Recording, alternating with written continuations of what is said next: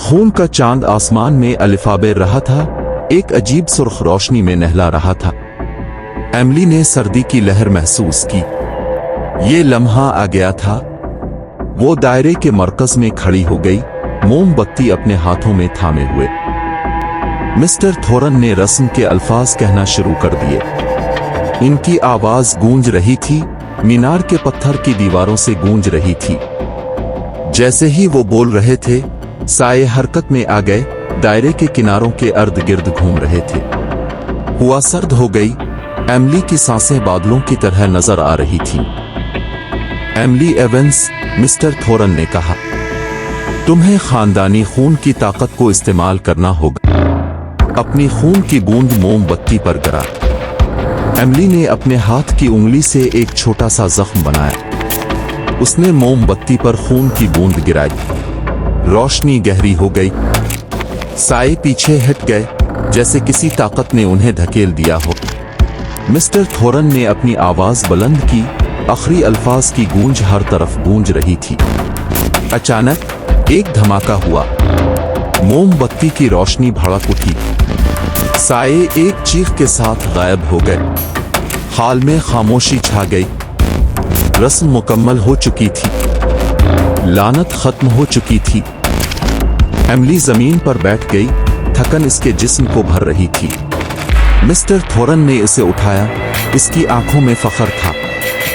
तुमने बहुत अच्छा काम किया, उन्होंने कहा। लानत खत्म हो चुकी है।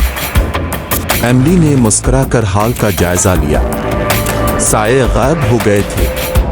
हाल में एक नई रोशनी आ गई थी। ये अब एक तारीक जगह नहीं रही थी, बल्कि एक नई उम्मीद का मरकज बन गई थी। रीवेंसब्रुक मीनार का क्या होगा, उसने पूछा। ये अब तुम्हारी मर्जी पर है, मिस्टर थोरन ने जवाब दिया। तुम रीवेंसब्रुक नस्ल की आखिरी फर्द हो। मीनार अब तुम्हारा है। एमिली ने अर्द गिर्द देखा। मीनार खूबसूरत था, बावजूद उसके कि उसकी तारीख थी। उसे इसकी सलाहियत नजर आई। मैं यहां रुकने का सोच रही हूं, उसने कहा। इसे बहाल करूंगी।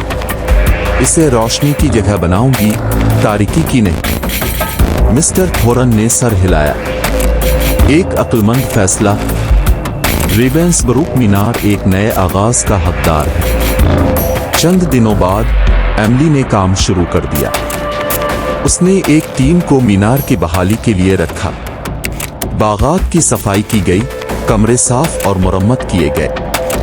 पोर्ट्रेट्स को एहतियात से उतार कर महफूज किया गया। मीनार ने अपनी शक्ल बदलनी शुरू की, अपनी तारीख माजी को छोड़कर। एक दिन जब एमिली अलमारी में तलाश कर रही थी, इसे एक पुराना जरीदा मिला। ये लेडी एलरा का था। इसके सफ़हात उसकी सोचों, खौफों, उम्मीदों से भरे हुए थे। एमिली ने इसे पढ़ा, इस औरत के बारे में जाना जो दास्तान के पीछे थी। इसे मालूम हुआ कि लेडी एलरा जादूगर नहीं थी, बल्कि एक मुआलजाकार थी। इसे गलत समझा गया था। इसकी मेहरबानी को जादूगरी समझा गया था। एमिली ने अफसोस महसूस किया। लेडी एलरा के साथ जुल्म हुआ था, लेकिन अब इसकी कहानी सुनाई जा सकती थी। एमिली ने फैसला किया कि मीनार में एक छोटा अजायब घर बनाया जाए, जो लेडी एलरा को वक्फ हो। ये इसकी हकीकी कहानी बताएगा, इसकी याद को इज्जत देगा। रीवेंसब्रुक मीनार का अजीम इफ्तिताह एक कामयाबी थी। कस्बे के लोग और दूर दराज से आए हुए लोग मीनार को देखने, इसकी तारीख जानने के लिए आए। मीनार हंसी, मौसीकी और रोशनी से भर गया।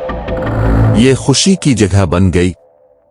एक शाम जब एमिली बागात में चल रही थी, इसे एक कौवे की शाख पर बैठा देखा। उसने इसे देखा। इसकी आंखें ज़हीन और जानने वाली थीं। उसने मुस्कुराकर एक जराख्त का एहसास किया। लानत खत्म हो चुकी थी, लेकिन रीवेंसब्रुक मीनार की रूह बाकी थी। एमिली को मालूम था कि इसने अपनी जगह पाली है।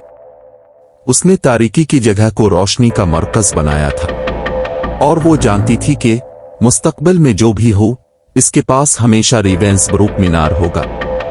उसका घर